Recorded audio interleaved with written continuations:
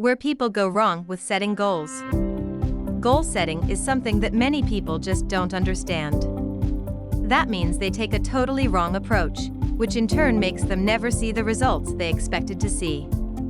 There are many things that we could improve on goal setting, but for now let's look at something specifically related to the Japanese concept of Kaizen. That is, to be too ambitious from the beginning.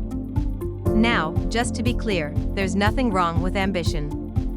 There is nothing wrong with deciding that your goal is to become President of the United States, to have the best body anyone has ever had, or to become filthy rich. All right.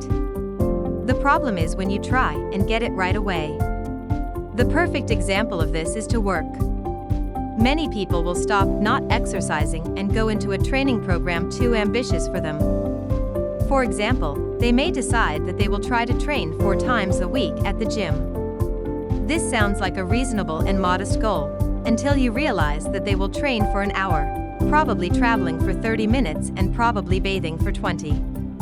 Start by changing and preparing for the next day, and suddenly you are introducing about 8 hours of work into your routine. 8 hours is no picnic. In fact, it's a full day's work. It's not only a huge amount of time, but also a huge amount of energy that you should spend. And if you're not exercising right now, it's probably because you don't have the time or energy.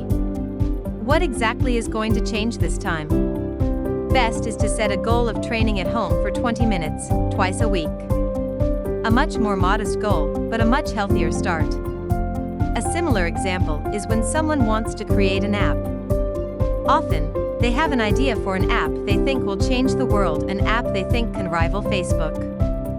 This requires cloud computing, security measures and all sorts of other things. Can they program? Well, no. There's nothing wrong with that ambition. But it shouldn't be the first thing they do. The first thing they do should be a smart calculator or a throwaway game. That's how you get it. Start small. Being consistent. Success takes time.